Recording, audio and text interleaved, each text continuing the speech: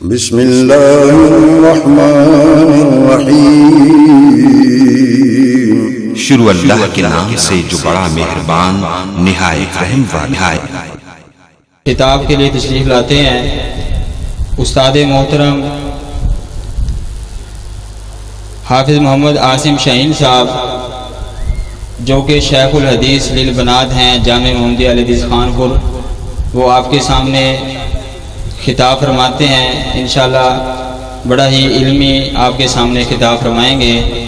استاد محترم حافظ محمد عاصم شاہین صاحب آپ کے سامنے خطاب فرماتے ہیں۔ الحمد للہ الذی ہدانا لہذا وما كنا لنهتدي لولا ان هدانا الله اللهم صل على محمد وعلى آل محمد كما صليت على إبراهيم وعلى آل إبراهيم إنك حميد مجيد اللهم بارك على محمد وعلى آل محمد كما باركت على إبراهيم وعلى آل إبراهيم إنك حميد مجيد أعوذ بالله السميع العليم من الشيطان الرجيم من همزه ونفخه ونفثه بسم الله الرحمن الرحيم يسبح لله ما في السماوات وما في الأرض الملك القدوس العزيز الحكيم والذي بعث في الأميين رسولا منهم يتلو عليهم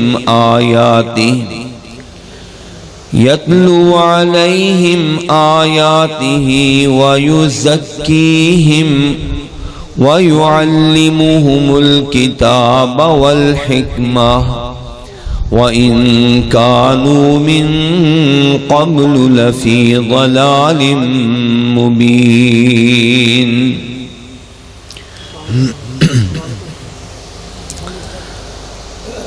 ہر قسم کی صفت و ستائش، بڑائی، کبریائی، یکتائی، تنہائی اللہ وحدہ لا شریک کے لیے۔ درود و سلام جناب سید ولد آدم سید الاولین والآخرین رحمت للعالمین جناب محمد مصطفیٰ احمد مجتبیٰ صلی اللہ علیہ وآلہ وسلم کی ذات اقدس پر۔ حضرات ذی وقار، سیرت النبی صلی اللہ علیہ وآلہ وسلم کے حوالے سے منعقد ہونے والی آج کی یہ عظیم الشان کانفرنس، اس کا انتظام و انصرام کرنے والے بھی مبارکباد کے مستحق ہیں، اور آپ تمام احباب، بھائی، ساتھی، مرد و خواتین، چھوٹے بڑے، جو جتنے قدم چل کے اللہ کے دین کو سیکھنے کے لیے آیا ہے، اسی قدر اس کے لیے خیر و برکت کا ذریعہ ہے، یہ آپ کے لیے مبارک ہے، سعادت ہے۔ اللہ رب العالمین سیرت کے ان پروگراموں سے ہمیں کچھ پانے کی، حاصل کرنے کی توفیق عطا فرمائے۔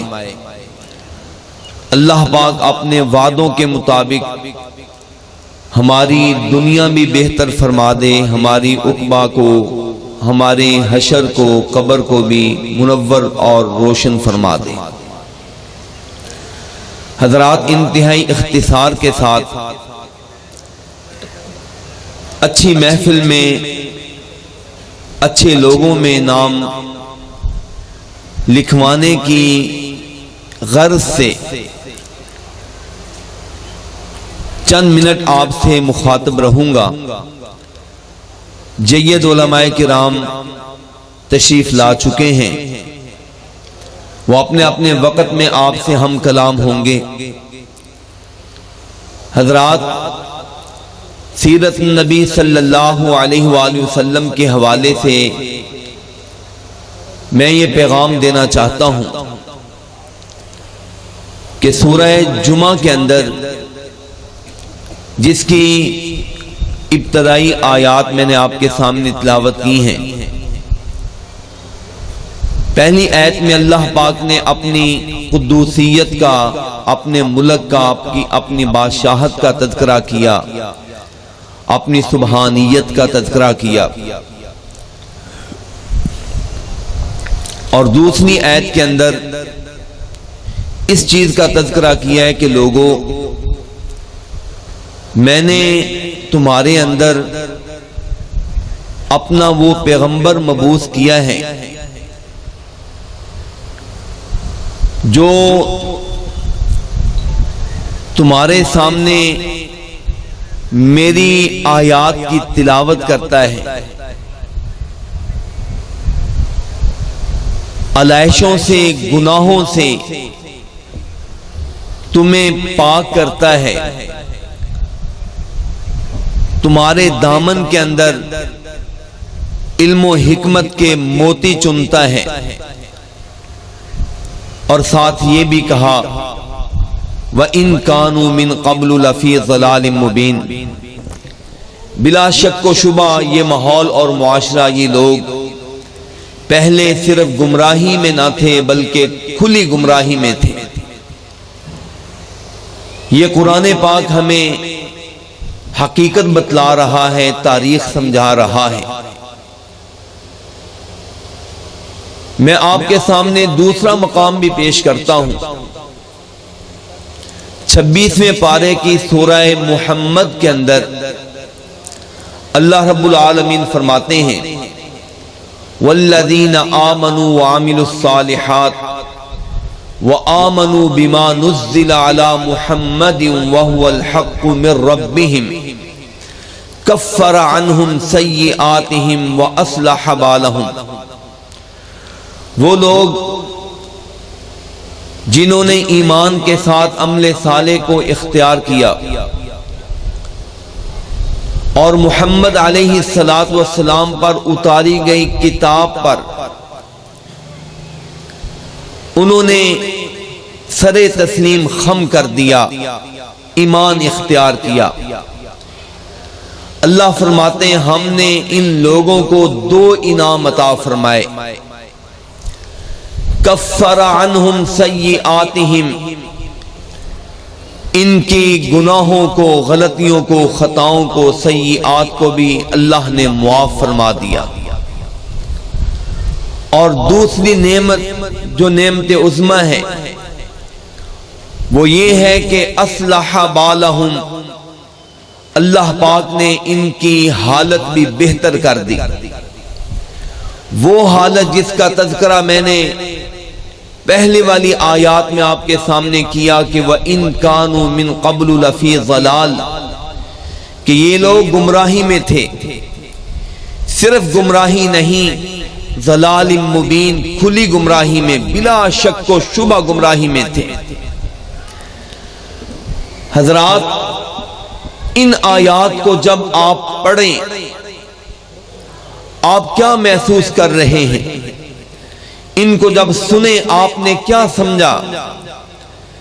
میں اپنے تصور کے حوالے سے، اپنی سوچ اور فکر کے حوالے سے جب ان آیات کو پڑھتا ہوں، میں سامنے میرے قرآن پاک پڑھا ہے، میں آپ کو سچی بات بتلا رہا ہوں، اللہ کی کلام کو، اللہ کے وعدوں کو ہم جھٹلا ہی نہیں سکتے، اور نہ اللہ کے وعدے جھوٹے ہوتے ہیں، اللہ کے وعدے بلا شک و شبہ سچے ہیں۔ اب اس کا مطلب یہ ہوا کہ ہم صدیوں سے مسلمان چلے آ رہے ہیں. چلیں صدیوں نہ بھی کہوں تو اپنے آپ کو، میں اپنے آپ کو، آپ اپنے آپ کو دیکھیں. 10-15 سال کے بچوں کی بات بھی نہیں کر رہا، جو سن بلوغت کو پہنچ کر 20, 25, 30, 40, 50, 60, 70 کے پیٹے کے اندر ہیں. ہم سب غور کریں. اللہ کا وعدہ سچا ہے کہ جو لوگ مصطفیٰ کریم علیہ السلام کے قلب اطہر پر اترنے والی کتاب کو من و عن تسلیم کرتے ہیں، عمل صالح کرتے ہیں، ہم ان کی حالت کو تبدیل کر دیا کرتے ہیں. گناہوں کی معافی کا مجھے اور آپ کو دنیا کے اندر نہیں پتا چل سکتا، لیکن اس دوسری چیز کا تو پتا چل سکتا ہے کہ اللہ حالت کو تبدیل کر دے. حضرات، حالت کی تبدیلی آپ اس ماحول اور معاشرے کو دیکھیے جس کے اندر قرآن پاک کا نزول ہوا. اللہ نے انالائسس کیا،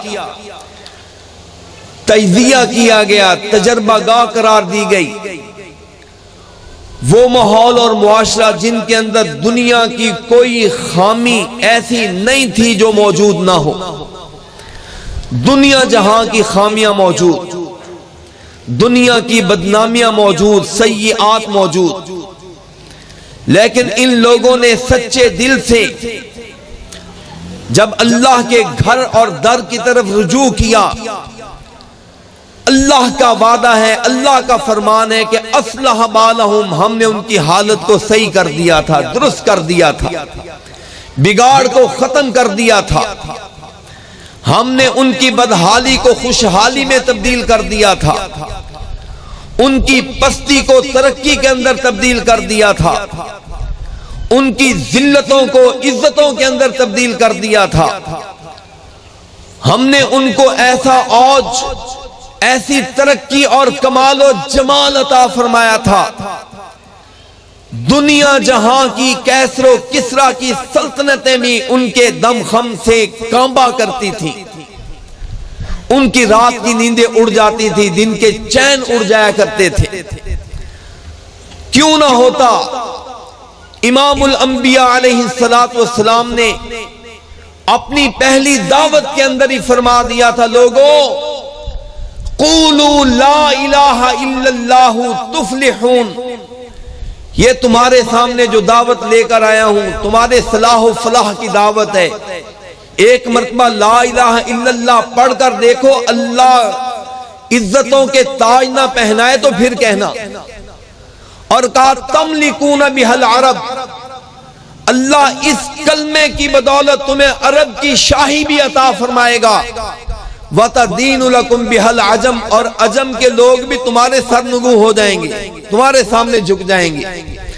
کیا عرب ہے، کیا عجم ہے، کیا شرق ہے، کیا غرب ہے، سارے تمہارے پاؤں کے اندر ہوگا.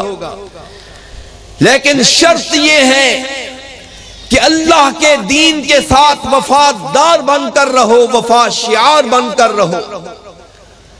ایک آدمی غیر مسلم ہے، اس کے ساتھ اللہ فیصلہ اس کے مطابق کرتا ہے.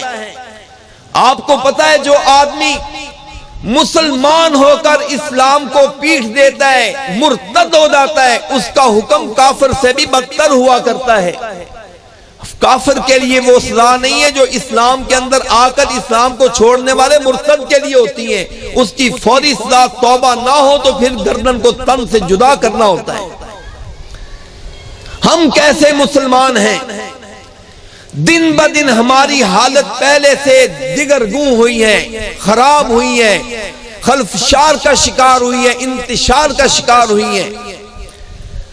ہم نے مطالعہ پاکستان کے حوالے سے آپ نے بھی پڑھا، ہندوستان کے اندر مسلمانوں کی جو حالت تھی. پھر اس کے بعد 14 اگست سن 47 کے اندر پاکستان مارد وجود کے اندر آیا. حالت اس کی صحیح ہونے کی بجائے بگڑتی جا رہی تھی. یہ تو آپ کہہ سکتے ہیں کہ جب پاکستان بنا ہے اس وقت خزانے خالی تھے، کوئی چیز موجود نہیں تھی. نواب آف بہاولپور نے پاکستان کو چلانے کے لیے 2 ماہ کا خرچہ پیش کیا تھا. اس وقت حالات خراب تھے. لیکن پھر دیکھیے جب ہم لوگوں نے کلمہ طیبہ کی بنیاد پر حاصل ہونے والے اس وطن عزیز کے اندر اس کلمے کو جب ہم نے پسے پوش ڈالا ہے، جب ہم نے اس کے ساتھ وفا نہیں کی ہے، آپ نے دیکھا چند سالوں کے بعد 16 دسمبر سن 71 کے اندر پاکستان اپنے اصل نقشے سے محروم ہو چکا تھا. آدھے سے زیادہ پاکستان 16 دسمبر سن 71 کے اندر ختم ہو چکا تھا. سقوط ڈھاکہ کی صورت میں، بنگلہ دیش کی علیحدگی کی صورت میں پاکستان کا آدھے سے زیادہ حصہ ٹوٹ چکا تھا. اور میں تاریخ کے ادنا سے طالب علم ہونے کی حیثیت سے میں عرض کر رہا ہوں، شاید پوری تاریخ عالم اسلام کے اندر جہاں سے آپ تاریخ کا ورق اٹھا کر دیکھیں، اس وقت سے لے کر اب تک 16 دسمبر سن 71 کے اندر عالم اسلام کو اتنی بڑی شکست کا سامنا کرنا پڑا ہے کہ آج تک کبھی مسلمانوں کو اتنی بڑی شکست نہیں ملی تھی. 90,000 سکہ بند فوجی وردیوں کے اندر ملبوس، ریفلیں اٹھا کر، گنے اٹھا کر وہ دشمن کے سامنے سرنگو اور سرنڈر کر کے کھڑے تھے. میں نے آج تک نہیں پڑھا کہ تاریخ کے اندر 90,000 سکہ بند فوجیوں کو اتنی بڑی شکست ہوئی ہو اور اتنا بڑا علاقہ، مسلمانوں کا علاقہ، کلمہ طیبہ کے نام پر حاصل کردہ علاقہ اس طرح 2 لخت ہو گیا ہو. سن 71 کے بعد سے لے کر اب تک آپ دیکھ لیجئے، وقت گزرتا جا رہا ہے، زبوں حالی بڑھتی جا رہی ہے، لیل و نہار بیتتے جا رہے ہیں، قسم پرسی بڑھتی جا رہی ہے، رات اور دن کا آنا جانا لگا ہوا ہے، ہماری پریشانیوں کے اندر اضافے ہوتے جا رہے ہیں. اور یہ کشکولے گدائی لے کر، یہ کاسہ گدائی لے کر کبھی کسی ملک کے پاس، کبھی کسی ملک کے پاس جا کر بھیک مانگ رہے ہیں. بھیک مانگتے مانگتے تھک جاتے ہیں، کوئی دیتا نہیں ہے. کتنے افسوس کی بات ہے کہ chief of the army staff کو بالآخر مجبور ہو کر فون کرنے پڑتے ہیں کہ جناب ہم بھکاریوں کو بھیک عطا کر دیں. کتنے افسوس کی بات ہے، کتنے دکھ اور درد کی بات ہے. جس کلمے کے ہم وارث تھے، جس دین کے ہم حامل تھے، اس دین نے تو بتلایا تھا لوگوں، جو اس دین کو اپنے سینوں سے لگانے والے ہیں، کلمہ طیبہ کو اٹھانے والے ہیں، اللہ پاک ان کے گناہوں کو بھی معاف کرنے والا ہے، اللہ ان کی حالت کو بھی تبدیل کرنے والا ہے. مطلب یہ ہے کہ اگر ہماری حالت نہیں تبدیل ہو رہی تو اللہ سچا ہے، ہم اپنے وعدے کے اندر جھوٹے ہیں اور اتنے جھوٹے ہیں. میں نے اپنے گناہگار کانوں سے کئی غیر مسلموں کو، ہندوؤں کو سنا ہے، وہ چیز کو بیچتے ہوئے کہتے ہیں جناب یہ چیز لے لیں، یہ کسی مسلمان کی بنی ہوئی نہیں ہے، یہ ہندو کے ہاتھ کی بنی ہوئی. کتنے افسوس کی بات ہے. میں نے تو سنا ہے، شاید آپ بہت اچھے ہیں، آپ نے نہیں سنا ہوگا، میں نے کئی مرتبہ سنا ہے. وہ کہتے ہیں جناب یہ مسلمان کے ہاتھ کی بنی ہوئی چیز نہیں، یہ ہندو کے ہاتھ کی ہے، اس کی گارنٹی کی بھی ضرورت نہیں، ہم یہاں پر بیٹھے ہیں، یہ ہندو کے ہاتھ کی بنی ہوئی ہے. کیا ہمارا نظام معاشرت ہے، کیا نظام اخلاقیات ہے، کیا ہمارا اٹھنا بیٹھنا ہے، کیا ہماری خوشی غمی ہے، کیا ہمارا عسر اور یسر ہے. ہم ہر حوالے سے زندگی کے ہر موڑ پر فیل ہو چکے ہیں. کہنے کو تو ہم یہ ہیں کہ ہم مسلمان ہیں، ہمارے شناختی کارڈ کے خانے میں لکھا ہوا ہے کہ یہ مسلم ہے، نادر آفس کے ریکارڈ کے اندر ہم مسلمان ہیں، ہمارے پاسپورٹ پر لکھا ہوا ہے کہ ہم مسلمان ہیں. لیکن حضرات میں معافی کے ساتھ گزارش کر رہا ہوں، میرے اور آپ کے رب نے قرآن پاک کے اندر جب یہ کہا ہے کہ اے ایماندارو، ساتھ یہ کہا ہے اے ایماندارو ایماندار بن کر بھی دکھلاؤ، اے مسلمانوں اسلام میں داخل ہو کر بھی دکھلاؤ. آپ دیکھ لیجئے قرآن پاک کے اندر یا ایھا الذین آمنوا ادخلوا فی السلم کافہ، اے ایماندارو اسلام کے اندر پورے کے پورے داخل ہو کر دکھلاؤ۔ دوسری آیت نے کہا یا ایھا الذین آمنوا آمنو، یہ آپ نے قرآن پاک میں پڑھا ہے۔ ایک ہے میم کے اوپر زبر کے ساتھ آمنو، دوسرا ہے میم کے زیر کے ساتھ آمنو۔ ایک ہی آیت میں آگے پیچھے لفظ یا ایھا الذین آمنوا آمنو، پڑھے لکھے لوگ موجود ہیں۔ آمنو کا مطلب ہے کہ تم واقعی مسلمان ہو، تم ایماندار ہو، ناظرہ رجسٹریشن کے مطابق تم ایماندار ہو۔ لیکن میم کے زیر کا مطلب ہے آمنو، اے ایماندارو ہم تمہاری ایمانداری دیکھنا بھی چاہتے ہیں، ایماندار بن کر بھی دکھلاؤ۔ کہنے کہ تو تم مسلمان ہو، وضع میں ہو تم نصارا تو تمدن میں ہنود، یہ مسلمان جنہیں دیکھ کے شرمائیں یہود۔ تم اپنے آپ کو مسلمان کہتے ہو لیکن تمہاری تہذیب، تمہارا تمدن، تمہاری وضع، تمہاری قطع، تمہارا اٹھنا، تمہارا بیٹھنا کس کے مطابق ہے؟ ایسے مسلمان جنہیں دیکھ کے شرمائیں یہود۔ یہودی بڑے کالے کرتوتوں کے مالک ہیں لیکن وہ ہمیں دیکھ کر وہ بھی شرما رہے ہیں کہ یہ مسلمان ہیں، یہ مسلمان ہیں۔ اور آپ نے دیکھا حالت بہتر ہونے کی بجائے دن بدن دگرگوں ہوتی جا رہی ہے، بیماریاں حملے کر رہی ہیں، ناگہانی آفتیں اتر رہی ہیں۔ کچھ عرصہ پہلے تک کسی نے نہیں سنا تھا کہ مچھر ڈینگی قسم کا بھی ہوتا ہے، مچھر ہمیشہ گندگی پر پلنے والا، لیکن یہ اس طرح کا مچھر ہے جو مہذب مچھر کہلاتا ہے، گندے پانی پر بیٹھنا گوارا نہیں کرتا، صاف ستھرے پانی پر پلتا ہے، پتہ ہے آپ، صاف ستھرے پانی پر۔ لیکن اتنا مہلک مچھر ہے کہ ایک نہیں دو نہیں ہزاروں لوگوں کی ہلاکت کا ذریعہ بن چکا ہے۔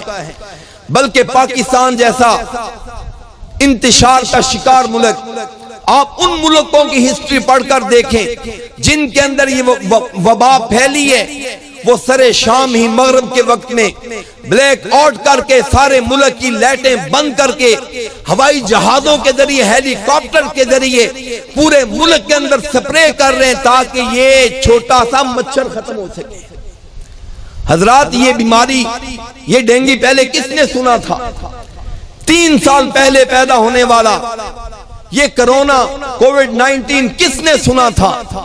اتنا چھوٹا جرثومہ، اتنا چھوٹا جرثومہ جس کو انسانی آنکھ نہیں دیکھ سکی، جس کو بڑی بڑی خوردبینوں نے ابھی تک ڈسکور نہیں کیا ہے، ابھی تک اس کے احاطے کے اندر نہیں آ رہی۔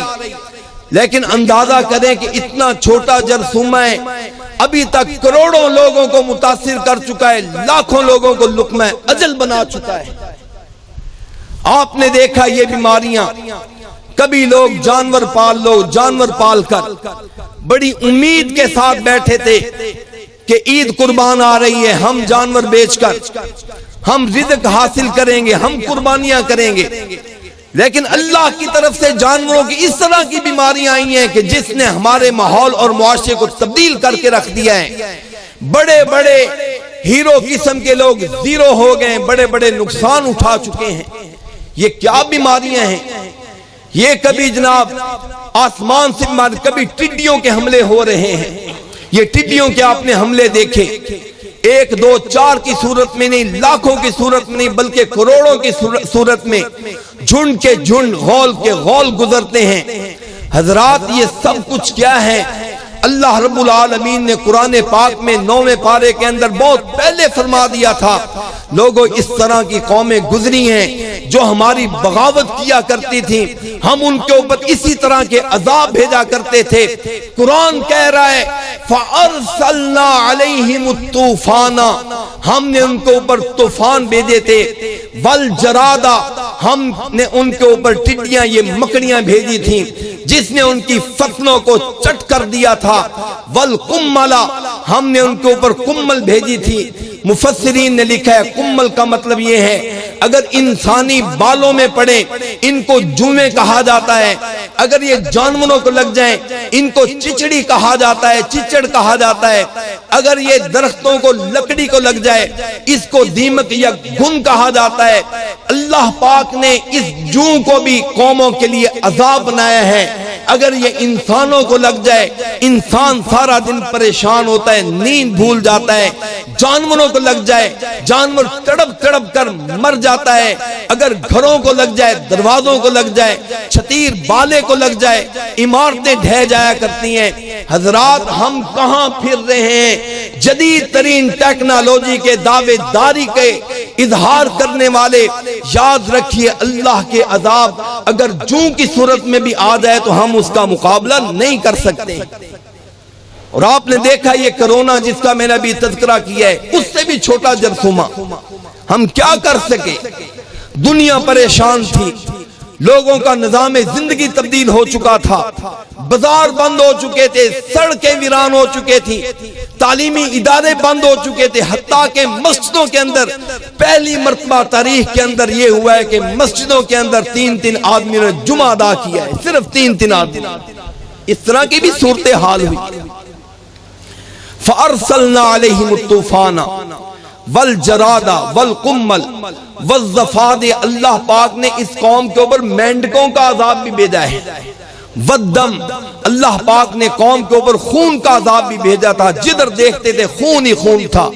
بواسیر کا عذاب، نکسیر کا عذاب، اور اسی طرح دیگر قسم کے خونوں کے عذاب. اللہ پاک نے قرآن پاک میں تذکرے کیے ہیں جو قوم ہماری بغاوت کرنے والی ہوتی ہے ہم ان کو ایسے عذاب کا شکار بھی کر دیں گے. اور آپ دیکھیے یہ تکلیفیں، یہ پریشانیاں، یہ بیماریاں، اللہ سے پناہ مانگا کریں. حضرات یہ بیماریاں، یہ پریشانیاں، بلکہ میں سیلاب کے حوالے سے بتلاؤں. آپ نے دیکھا ٹھیک 3 مہینے پہلے ہم مسجدوں کے اندر اعلان کروا رہے تھے، پرچیاں بھیج رہے تھے، اٹھ اٹھ کر لوگ اپیلیں کروا رہے تھے، قاری صاحب دعا منگوا دیں، حافظ صاحب جمعے کے اندر دعا منگوا دیں، نماز کے بعد دعا منگوا دیں. کھلے میدانوں میں جا کر سنت نبوی پر عمل کرتے ہوئے نماز استسقاء ادا کی جا رہی تھی.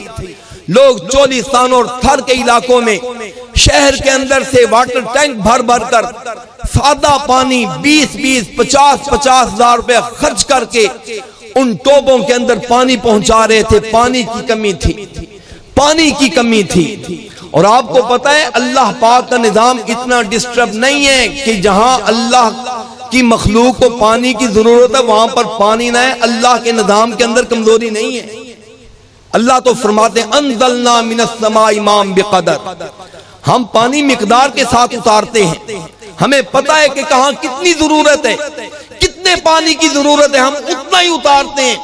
لیکن حضرات اگر پانی کم ہوا ہے تو یاد رکھیں یہ اللہ کی طرف سے عذاب تھا، یہ اللہ کی طرف سے عذاب.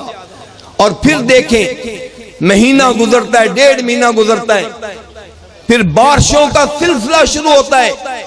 حضرات بارشیں پہلی مرتبہ 1 دن نہیں، 2 دن نہیں، ہفتہ 2 ہفتہ نہیں، پورے 8 ہفتے تک 2 مہینے تک مسلسل بارشوں نے کمر توڑ کر رکھ دی ہے. اور پورا میڈیا چیخ چیخ کر کہہ رہا ہے، حکومتی مشینری چیخ چیخ کر کہہ رہی ہے کہ آج تک پاکستان کی تاریخ میں اتنی بارشیں نہیں ہوئی تھی جتنے کا اب ہم شکار ہو چکے ہیں. اور دیکھیے پورا ملک ڈوب چکا ہے، پورا ملک پانی کا شکار. سندھ کے اندر دیکھ لیجئے، بلوچستان کے اندر دیکھ لیجئے، پل ٹوٹ چکے ہیں، ریلوے ٹریک بہہ چکے ہیں، چھوٹے چھوٹے ڈیم 25 سے زیادہ ڈیم بہہ چکے ہیں. ہر طرف تباہی ہی تباہی ہے، بربادی ہی بربادی ہے. آپ کیا سمجھتے ہیں کہ پانی کا کم ہونا یا پانی کا زیادتی حد سے زیادہ ہونا کیا یہ اتفاقاً ہو گئے؟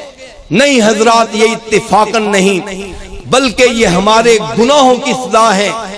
آپ قرآن پاک کے اندر سورہ القمر کے اندر پڑھ کر دیکھیے، حضرت نوح علیہ السلام اپنی قوم کو جب بار بار سمجھاتے ہیں میری قوم آ جاؤ دین کی طرف، آ جاؤ رب کی شریعت کی طرف، آ جاؤ رب کی شریعت کی طرف، آ جاؤ رب کی شریعت کی طرف، جب بار بار آواز دیتے ہیں قرآن کہتا ہے قوم بھی اتنی نادان تھی.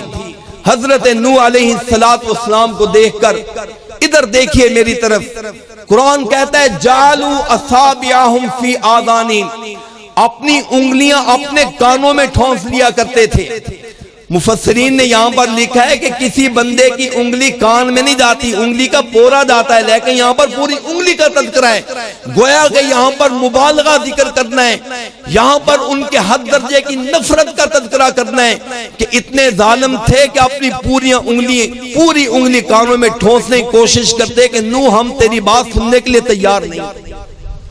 حضرت نوح علیہ السلام ان کے بند کانوں کو دیکھ کر ان کے سامنے آ کر اشارے سے سمجھاتے، اللہ کے بندو یوں نہ کرو، میری طرف دیکھو، میں تمہارے لیے خیر خواہ بن کر آیا ہوں۔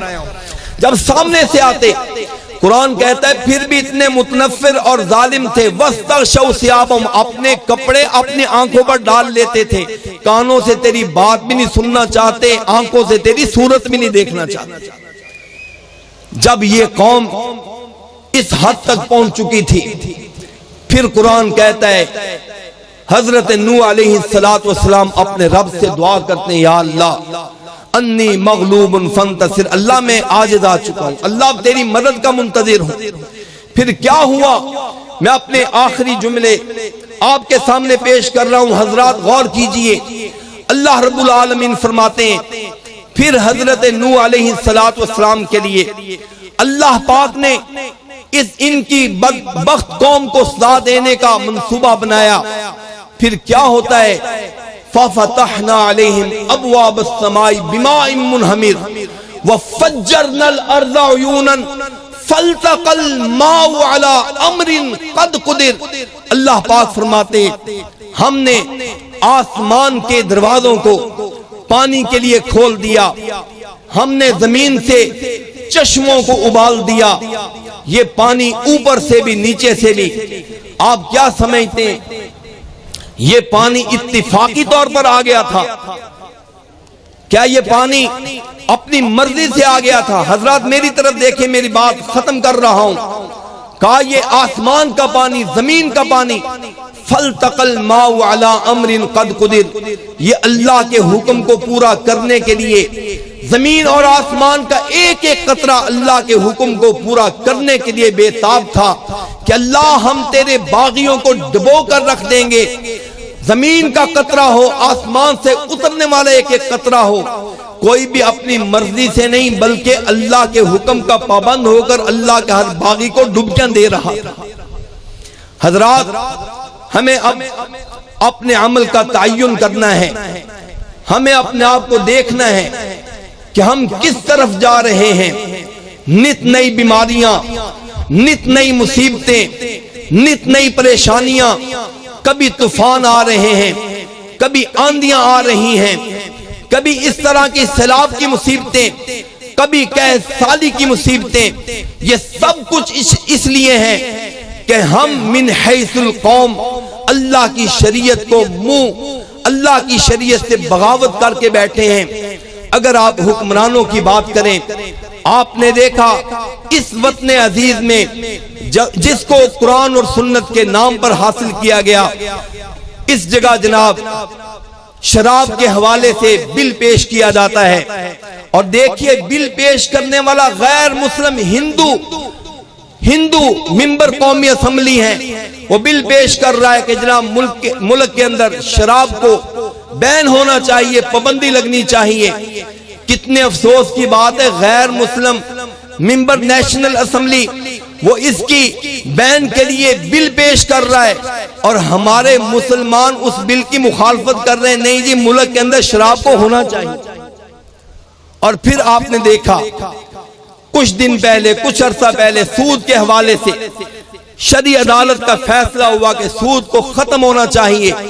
کتنے افسوس کی بات ہے، ہم کہنے کو مسلمان ہیں لیکن اسی ملک کے اداروں نے، اسی ملک کے سربراہان نے، لوگوں نے اس بل کی مخالفت کرتے ہوئے کہا کہ نہیں، سود کے نظام کو جاری ہونا چاہیے۔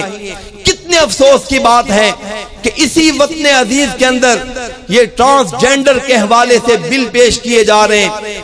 مرد کے ساتھ شادی کر سکتا ہے، عورت کے ساتھ شادی کر سکتی ہے، مرد وراثت کے اندر عورتوں کے حقوق کو اگر لینا چاہے تو لے سکتا ہے۔ اگر عورت اپنے خانے کے اندر مردانہ حقوق لینا چاہے تو لے سکتی ہے۔ کتنے افسوس کی بات ہے، اس وطن عزیز کے اندر صرف پچھلے 3 سالوں کے اندر 28,723 لوگوں نے اس حوالے سے درخواستیں دی ہیں، جن میں سے 16,000 مرد ہیں، 12,500 عورتیں ہیں جنہوں نے نادرہ کو درخواست دی ہیں۔ مردوں نے کہا ہے کہ ہمیں عورت قرار دیا جائے اور عورتوں نے کہا ہے ہمیں مرد قرار دیا جائے۔ حضرات، جس ملک کے اندر اس طرح کی سرعام بغاوت ہوگی، اس ملک کے اندر اللہ کی طرف سے عذاب کے کوڑے نہیں برسیں گے تو کیا ہوگا؟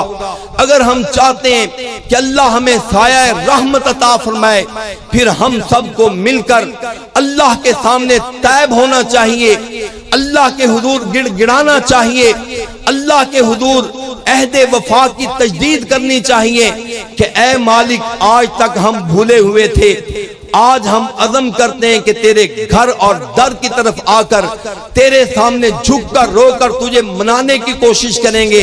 اللہ، آج سے بغاوت سے ہم اظہار برات کر رہے ہیں۔ اللہ رب العالمین ہم سب کو دین کی طرف رجوع کرنے کی، اللہ ہمیں اپنے گھر اور در کی طرف آنے کی توفیق نصیب فرمائے۔ آخر دعوانا الحمدللہ رب العالمین۔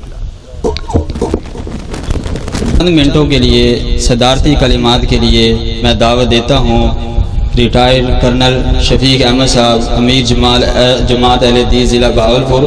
وہ آپ کے سامنے چند کلمات صدارتی آپ کے سامنے پیش کرتے ہیں۔ ان کے بعد انشاءاللہ بلا تاخیر محقق عالم دین مناظر اسلام حضرت مولانا نواز چیمہ صاحب، انشاءاللہ ان کا علمی اور ولولہ انگیز خطاب ہوگا۔ ان سے پہلے جو ہے سید شفیق احمد صاحب آپ کے سامنے چند کلمات آپ کے سامنے پیش کرتے ہیں۔ اللہ رسول الکریم، اما بعد، اعوذ باللہ من الشیطان الرجیم، بسم اللہ الرحمن الرحیم۔ میں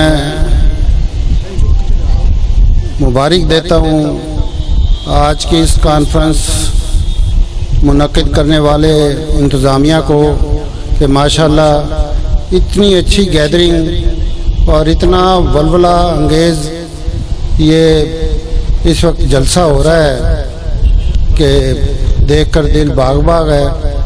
اور اس کے ساتھ جو مقررین آ چکے ہمارے پاس، اور یوسف پسروری صاحب کو میں خصوصی شکریہ ادا کرتا ہوں کہ وہ ہمارے پاس آئے ہمیں نصیحت کرنے کے لیے۔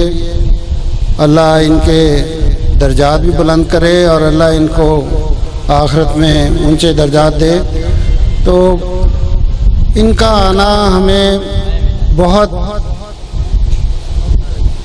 غور و طلب ہے۔ حالات جو ہوتے جا رہے ہیں، دنیا کس جلدی کے ساتھ لپٹ رہی ہے، وہ ہم سب کو بخوبی اندازہ ہوتا جا رہا ہے کہ اللہ کا قہر آتا جا رہا ہے، قیامت کی نشانیاں پوری ہوتی جا رہی ہیں۔ تو ایسے وقت میں ناسے کا آنا، اس کی چند باتیں ہمیں ہونی اور پھر ہمارا اس پہ غور کرنا، یہ بھی اللہ کی توفیق سے ہے۔ ہر کسی کو نصیب نہیں ہو رہا۔ آپ کے سامنے دیکھ رہے ہیں کہ کیسے کیسے جلدی جلدی وہ چیزیں ہمیں دیکھنے میں آ رہی ہیں جو کہ ہمارے ذہن میں بھی نہیں تھی، اور وہ ایک حقیقت بن کے ہمیں دکھا دی گئی ہیں۔ تو ہمیں اللہ سے معافی مانگ کے بھی رہنی ہے اور یہ دعا بھی کرنی ہے کہ اللہ جیسا انجام تو اپنے باغیوں سے کرے گا، ویسا انجام ہمارے سے نہ کرے اور ہمیں اپنے ہی رخ کی طرف رکھے۔ تو آمین ثم آمین، جزاک اللہ خیر۔